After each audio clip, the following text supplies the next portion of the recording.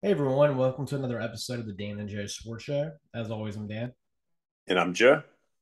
All right, Joe. We're sitting here right now, a month out of college football season. We got a lot of big time stories from across the sports landscape, and none bigger than some really sad deaths we have of amazing people in the media and in the sports world. Starting with Vin Scully, who had a legendary broadcasting career. I mean, he was the color analyst for the Dodgers in both Brooklyn and LA and did it for longer than you and I's lives put together. 67 years is how long he was the color analyst for the Dodgers. And Joe, I mean, 94 years old. He's probably, maybe one of the top 10 most famous announcers we've ever seen in the world of sports, and a real tragic loss, but someone who's definitely got a career that's worth celebrating. Yeah, no doubt, Dan. Absolutely. That's very well articulated, especially when you put it in perspective with our ages put together, is not as long as the period of time that he broadcasted for the Dodgers. And what was so surreal when you look back at his career, aside from just the Hollywood worthy, prowess of his announcing skills, additionally, I think about just the great players that he saw through the years. I mean, what a joy it probably would have been to pick his brain, with the players he would have covered firsthand and announced firsthand. You look back to like historic games from like the 50s, 60s, 70s, the Sandy Koufaxes of the world and so many others. This guy saw that firsthand and then also saw, the greats of this era. So I just can't imagine everything that he witnessed. Well, absolutely, Joe. And I mean, I learned some things in looking at his history that I didn't even realize. There's all this talk in LA about how, you need new stadiums. Of course, they just built a new stadium for the Rams. And one of the problems that USC has had is that they're playing in the aging Coliseum. But, the thing about the Coliseum is it has so much cool history from Olympics to, I didn't even know this, the Dodgers played the Coliseum for a long time. That's what I found out in relation to Vin Scully. That was something I didn't know. Yes, I think there was a World Series played there, and then I think after Dodger Stadium was built, probably in the early '60s, they moved over there. And with all the stadiums that have changed nowadays, with everybody like building a new stadium every few years, I think Dodger Stadium is now the third oldest ballpark in the Major League Baseball after Fenway and Wrigley Field. Kind of surprisingly, but yeah, I mean, Vin Scully, he started out at the Coliseum. Yeah, and it's just so interesting to think about the fact that he called World Series for the Dodgers when they were in Brooklyn and now in LA. And you kind of feel bad for him a little bit in that if he could have held on for a couple more years, he would have had multiple more opportunities to call Dodgers World Series games. Yeah, I don't I know what hate. they would have been in 2016. It probably would have been a long time since they had been in the World Series at that point. Yeah, yeah. It was that's a shame when you think about it. They won the World Series in 2020, but yeah, that was 4 years after his retirement. And the previous time they made it to the World Series is back in '88 with the famous Kirk Gibson home run in Game One that he got to call against Oakland. And so, yeah, I mean, it is a shame that he did not at the end of his career get to call more World Series games for the Dodgers. And yeah, they're definitely kind of in the midst of a dynasty for them. That's right, Joe. And you know, uh, looking at some of these calls that he had, of course, is most well known for being the Dodgers color analyst. But I didn't realize just how many like epic calls that he had in other sports. He actually was the one who made the call for the catch. Of course, that would be Dwight Clark's catch for the San Francisco 49ers in the 1981 AFC NFC Championship game, which was the first time that Joe Montana would ultimately win the Super Bowl. And it took one of the greatest catches of all times for them to beat the Cincinnati Bengals and make it to the Super Bowl. Yes, a game I think that Tom Brady was at. Crazy, Really, ironically. that is interesting. He must have been like maybe like 5 or 6 years old at that point. Mm-hmm. I think so. So And Joe, I mean, he goes on, and when he comes back to baseball, he's got all kinds of great calls that don't actually involve the Dodgers. Like for instance, he was there. He made the call for Hank Aaron's 715th home run. which they probably planned that because he was the height of the announcing game to where he could maybe be the guy who would have a chance to get to announce that. And he also did the Bill Buckner epic fail for the Red Sox, which, of course, in 1986 was the closest the Red Sox had gotten going to winning World Series until they finally got the monkey off their back against the Yankees in 2007. Yeah. You finally had Chicago win a title, and then you think about the fact that going back to Hank Aaron, that really was cool that they were able to bring him in to call that game. For the Braves, that was definitely just a historic moment. That's right. And Joe, speaking of that, for our listeners, we're going to play that real quick. And we listened to this earlier, and what I thought was one of the coolest things about this call that he had of Hank Aaron's 715th home run is A, he brings in kind of the history of where we were culturally in America at that point. And B, this is something he had for his style, which I think is really good. I think a lot of announcers maybe insert themselves in the situation a little bit too much. Is that, one of the things that set Vin Scully apart is when a big epic moment happened in a sports game, he would let you listen to the crowd and what's actually happening in the stadium before he put his 2 cents in. Right. He had a perfect rhythm and flow with that. That's right.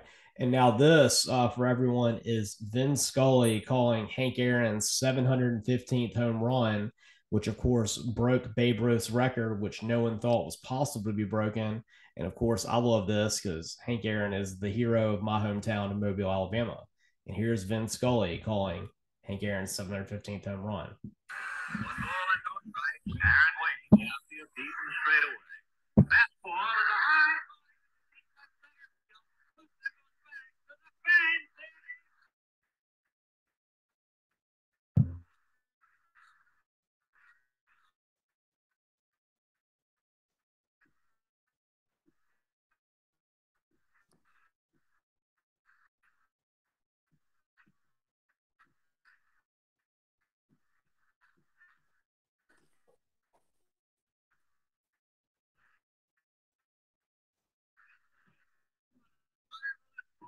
For baseball. What a marvelous moment for Atlanta and the state of Georgia. What a marvelous moment for the country and the world. A black man is getting a standing ovation in the Deep South for breaking a record of an all-time baseball idol. And it is a great moment for all of us, and particularly for Henry Aaron, who was met at home plate not only by every member of the Braves, but by his father and mother.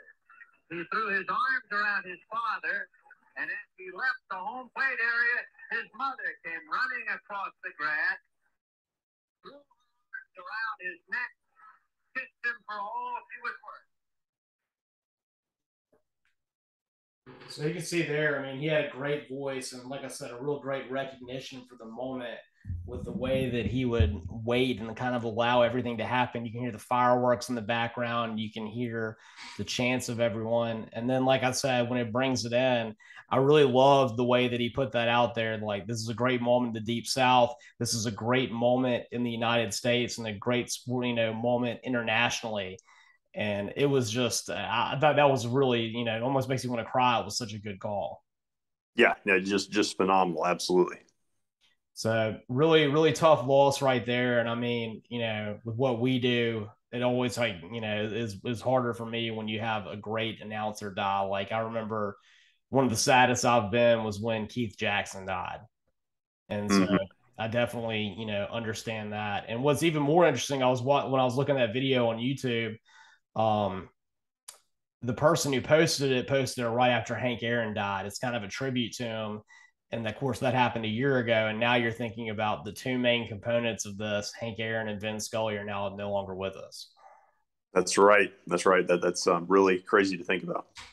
That's right, Joe. And we also have another big loss. And of course, this is a player, and this is Bill Russell, who one of the most successful NBA players of all time, and mostly because of how many championships he won and how he was the part of just, what was the greatest dynasty we've probably ever seen in sports, to be honest. And that was the Celtics in the 60s all the way through the 80s. And of course, Bill Russell won 11 titles in only playing 13 seasons of basketball. That's right, Dan. I think he made it to the finals all 13 seasons. And then going back to college, he won two titles at the University of San Francisco.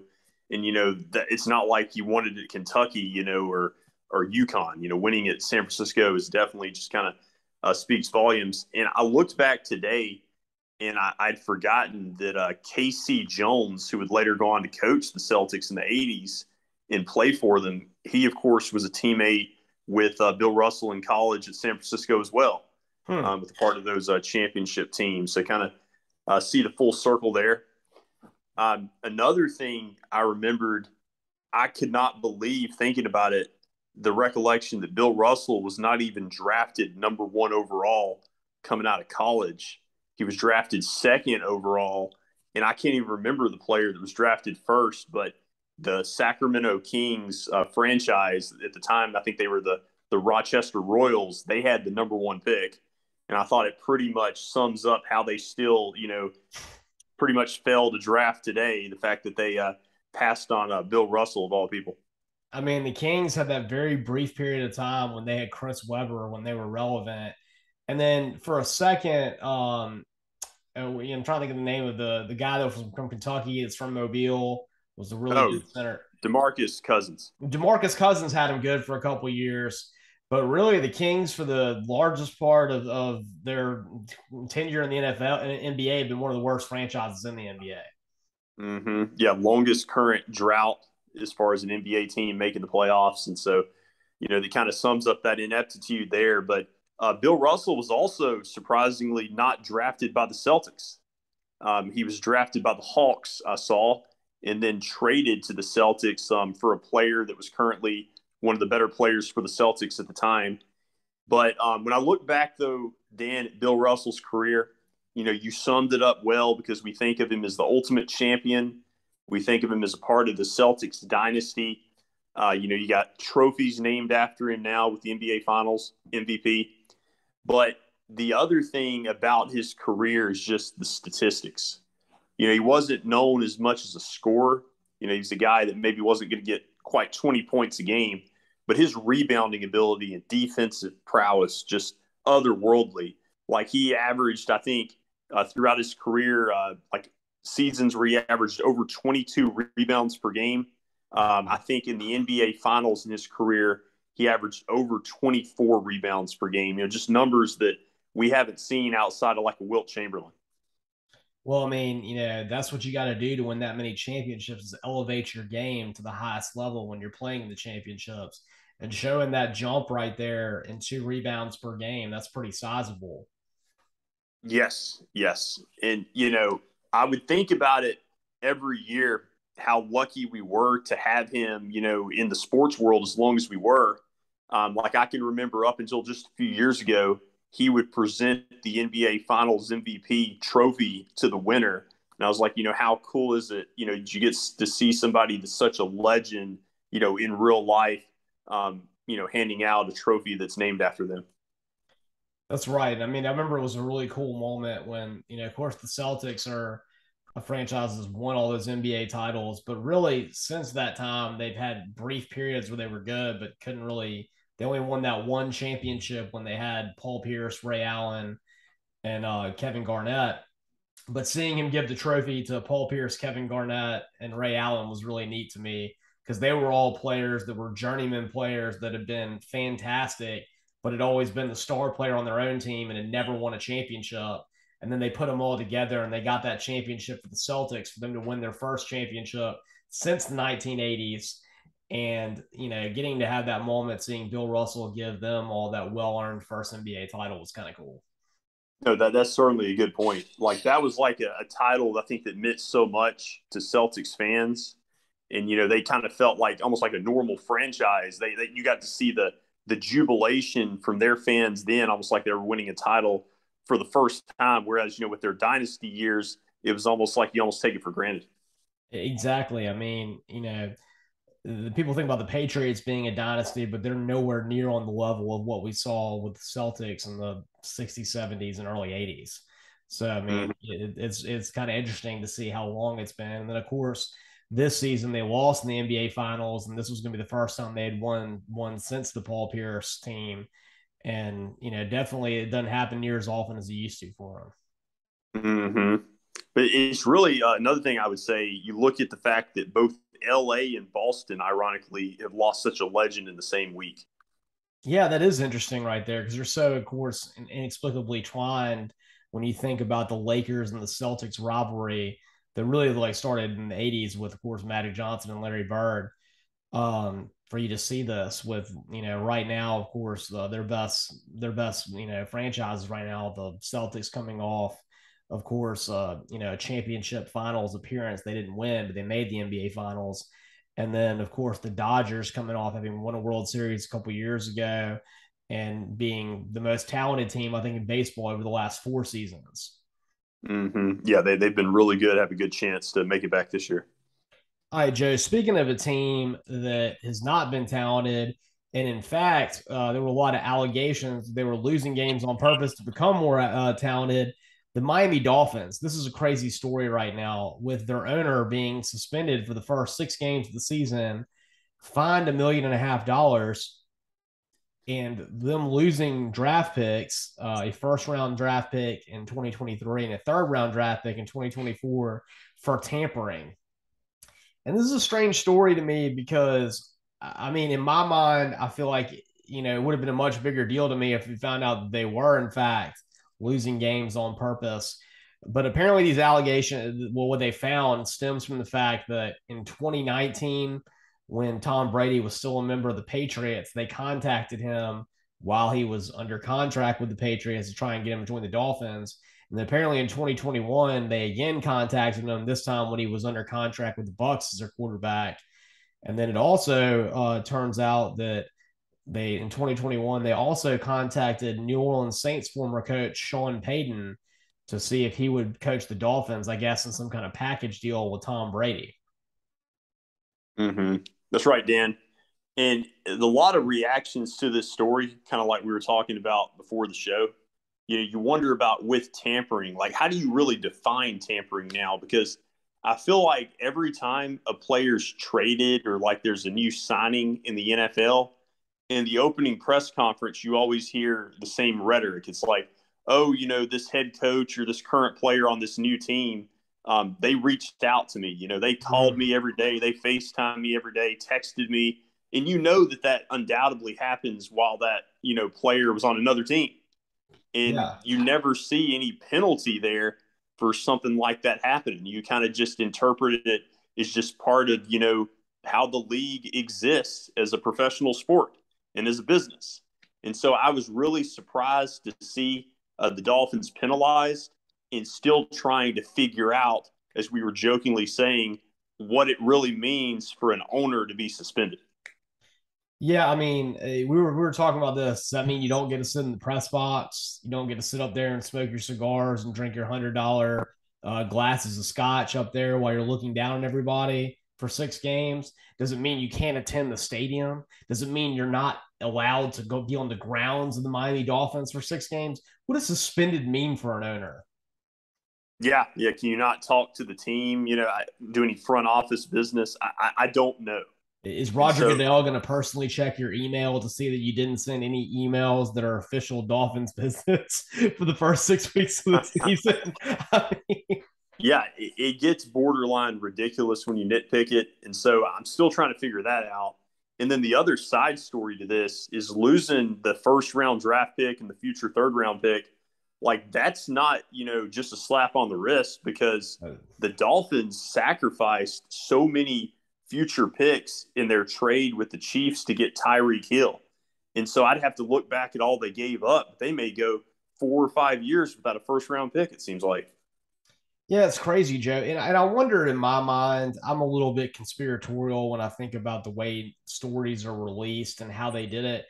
To me, it seems like it's a huge coincidence that they release this story about the Dolphins and their tampering and the 6 game suspension for their owner at the same time as the Deshaun Watson sentence is laid out by the NFL and is only 6 games. So can you tell me how you can justify with a straight face that you're only getting Deshaun Watson 6 games, but yet this owner is getting 6 games? And I mean, to me, like the priorities are completely out of whack in the NFL. Yeah, it's hard to understand it either. The arguments I keep hearing mainly stem towards Watson getting like the maximum that they could do under like the violation of like the personal conduct policy. And then I've also like apparently they're capped at 6 games for that specific policy. But yet Calvin Ridley can be suspended for an entire season for betting on one game while he was And injured, that's he wasn't been playing. that's Like, been that's been one of the reverberating responses to that. And I think that's one reason that the league, or I think somebody's appealing it, right now to kind of see how it's going to play out with Watson. I also have wondered, like, if I was Watson's side, I would try to argue that missing last year should almost count like a suspension as well. So I don't know how it's going to play out with that argument either. I think if I were Watson's side, I would not bring it up again and just be happy that's all you're getting. Well, I'm saying, like, if it's going to be appealed, like, I definitely would remind them, that this is like I'm losing 22 games, Oh, not okay. just I see what you're saying. If they try to appeal it to say it wasn't enough, and yeah. then This was a 22 game suspension, or 23 counting the 17 games. yeah, but if I were Calvin Ridley's counsel, I would be like hard pressing the NFL on the fact that you're only giving Deshaun Watson 6 games, and yet I'm having to sit out an entire season. It's completely Yeah, inequitable. yeah. I mean, there could be maybe a chance to get that shortened. Yeah. All right. But on that subject, so we have the Dolphins losing a lot of players. We go on the other coast, Joe, and get to a different sport, and the Padres are suddenly just building an arsenal of awesome players. Of course, they've had young star Fernando Tatis Jr., and now of course they're bringing in Juan Soto from the Nationals to have a team, possibly the first $500 million player. And suddenly this Padres team is looking like one that really can compete. Yeah, they really are. It started out on I think it was Monday. They had a surprising trade with the Milwaukee Brewers. They gave up 5 or 6 players for star closer Josh Hader, and I was really surprised to see the Brewers give him up. He's one of the better relief pitchers in the game, and so San Diego gets him, and then they didn't have to give up some of their best prospects. So everybody's like, they're still in the mix for Soto. I didn't really believe it though. I kind of felt like Soto would end up with like the Cardinals or somebody, maybe even the Dodgers. You Yes, kind of felt like another player for the the rich would. Dodgers. You kind of felt like the rich would get richer. And lo and behold, you see a smaller market like San Diego that has an exciting lineup, a team that feels like they're going to be in the playoffs this year, and they get the home run. They give up all these prospects to get him, and they have just a potent lineup. Tatis Jr., has missed the entire season so far with an injury that he suffered back in like March or April, but he's expected to come back soon. And so it's almost like a double trade win by getting both of these players back. But the other surprising thing, though, Dan, I think it was like 2 or 3 weeks ago, how this transpired with Soto and the Nationals. The Nationals had a 15-year contract proposal on the table that he turned down for a salary of $440 million over 15 years. So he turns that down and wanted to be traded. So interested to see if the Padres are able to lock him up. Yeah, that is interesting, Joe. I mean, you got to think that if he's turning that one down, this contract's got to be for more money.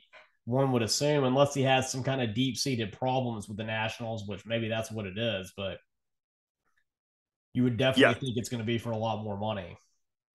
Yes. Yes. And I think from his standpoint, he's like, I'm 23 years old.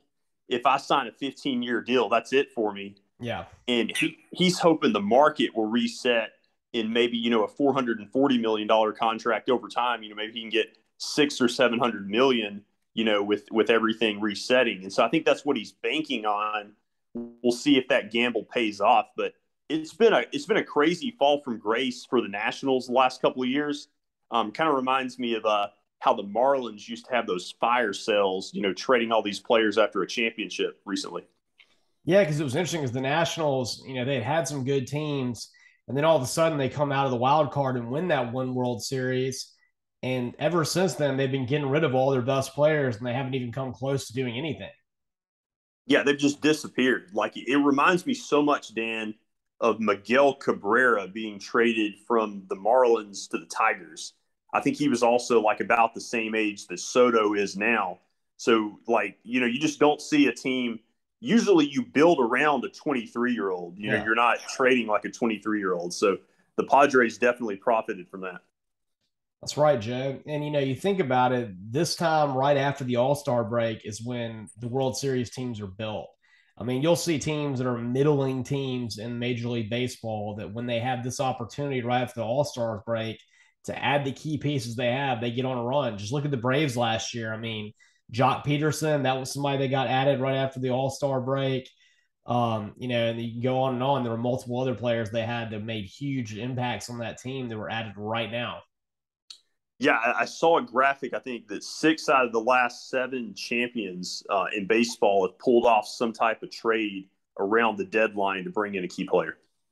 Yeah, it makes a big difference. And on that subject, I'm really excited. I'm getting to go to my first Braves game Labor Day weekend and get to see the Truist Park for the first time. So I'm really excited about that. You'll get to see. I think I saw where Austin Riley got a 10-year contract extension, which looks pretty small compared to those 15-year offers. That's true. Yeah. I mean, I guess his agent wasn't working hard enough. I'm sure Austin Riley's still plenty happy, but you think about it, maybe this was one of the reasons, Joe, they decided to go ahead and tell Freddie Freeman to go ahead and hit the bricks because they saw what Austin Riley was doing last year and they wanted to save up the capital for him. Yeah, that's what they're doing. They've decided instead of paying Freeman money, they're going to build around Riley, Albies, Acuna, and then they gave Matt Olson, the new first baseman, the big contract too. That's right, Joe. Well, we talked about it. The Nationals are obviously in a rebuilding area now with them getting rid of all their players.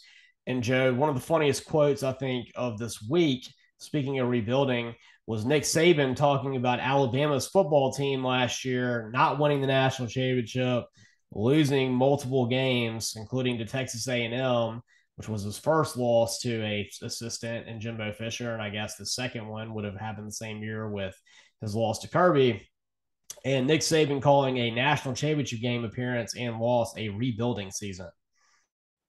Yeah, that was kind of an interesting quote. I saw it today, and we were talking about it before the show. Yeah, I mean, I think you made a great point. This would have been his best coaching job, by far, had they won the national championship last year. But I just always chuckle, anytime anybody looks at Alabama and thinks, that there's any doubt that they're going to have some success. I told you that I can remember people back in early September last year, late August, saying that there were legitimate concerns about Alabama's offense heading into last season, but I just always give them the benefit of the doubt under Saban, and I just chuckle at anything otherwise. Well, what's funny, Joe, is if Alabama had pulled it off last year and won the national championship, it would have been the closest version for Alabama of what Auburn did in 2010, which was you had a team that had some deficiencies, but had the best offensive player in America, Cam Newton for Auburn, Bryce Young for Alabama, and the best defensive player in America, Nick Fairley for Auburn, and then, of course, Will Anderson for Alabama.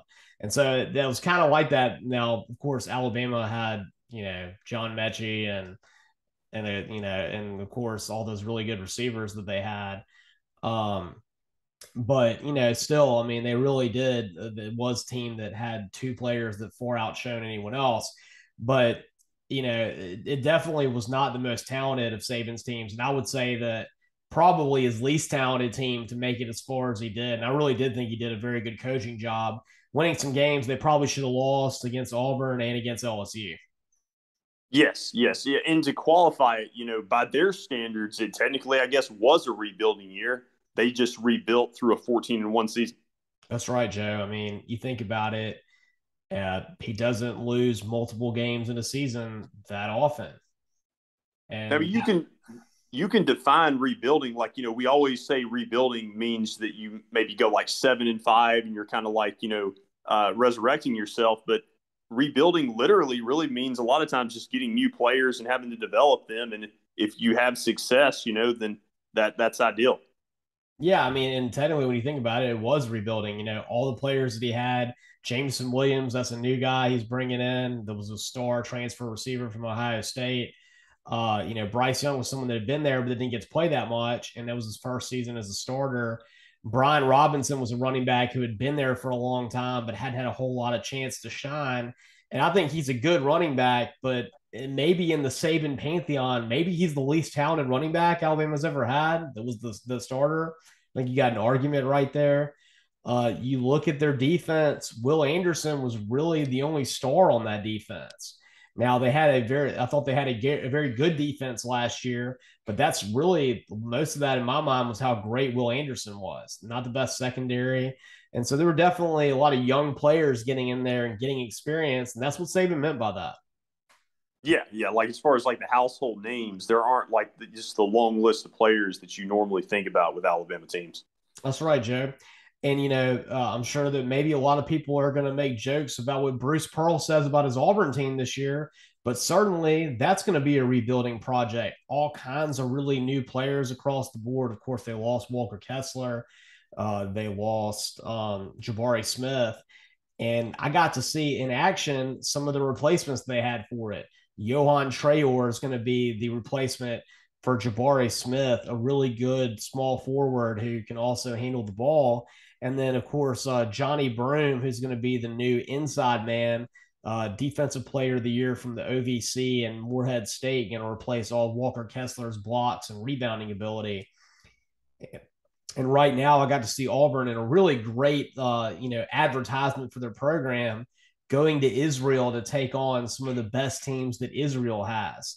The first game they had, Joe, is they played the under 20 team for Israel and beat them 117-56 the other night. And, I know basketball is kind of a secondary thing to this. Bruce Pearl is someone that he grew up Jewish, and this was a really, cool experience for him to connect to his roots and to get to show a lot of his basketball players really kind of the cradle of civilization and, the mainstay that created the world's three biggest churches, that being, the Christianity, Judaism, and Islam. Yeah, yeah, it was really kind of a cool cultural experience, undoubtedly for the team. And I've heard about. I told you teams over the last 10 or 15 years at other colleges, kind of going on almost like a sabbatical where they'll go during like the summer camp and they'll play like at different places in Asia or Europe and kind of bond together. Maybe even Australia. I think I've heard about before. And it always seems like the teams that come back from those experiences say that it was just a great, team unity experience. Yeah, Joe. I mean, it seems like they're having a really good time and they're getting to see something that a lot of people haven't seen. I mean, I've never been to Israel, and I would love to get to see the old city and all of the great sites of Christianity, Judaism, and Islam. And I think it's a really neat experience. And the way ESPN has covered it, it's been the SEC network showing all these games, the backstories they do. They're following them around as they go to all these different places in Israel, and it's been pretty neat. Yeah, yeah, and they'll be an interesting team, to follow this year as well in college basketball. That's right, Joe. But the positive thing is, even though it's rebuilding, definitely got some real good stars in with Trayor and with Broome. They both showed out in their game against the under 20 Israeli team. Yeah, and you can build back a lot quicker in basketball than football because you don't have to have as much depth. That's right, Joe. That's true. You can get the transfer portal and get there a lot quicker. And we'll see a little bit more about this Auburn team based on how they take on the Israeli All-Star team, and more importantly, the Israeli national team, which is the one that would play in the Olympics. And so I'm sure Mm-hmm. those are going to be much more competitive matchups. And I doubt that we're going to see Auburn win with the kind of ease they had against the under 20 team. Right, right. All right, Joe. And speaking of ease, we're going to see the top. We're going to see the bottom six teams, the top 25. In our next show, we're going to preview from number 20 to number 25 the teams that we've seen in the preseason top 25 and talk about what some of their biggest games are they have early in the season. And if you want to catch all of our episodes, you can look up Spotify, the Dan and Joe Sports Show, or all of our episodes. The last couple of years are on there. And of course, you should subscribe to our YouTube channel so you can see all of our most recent episodes and us in live and in color on YouTube. And of course, you can follow us on Twitter at DJ Sports Show and like our fan page on Facebook. And as always, I'm Dan. And I'm Joe.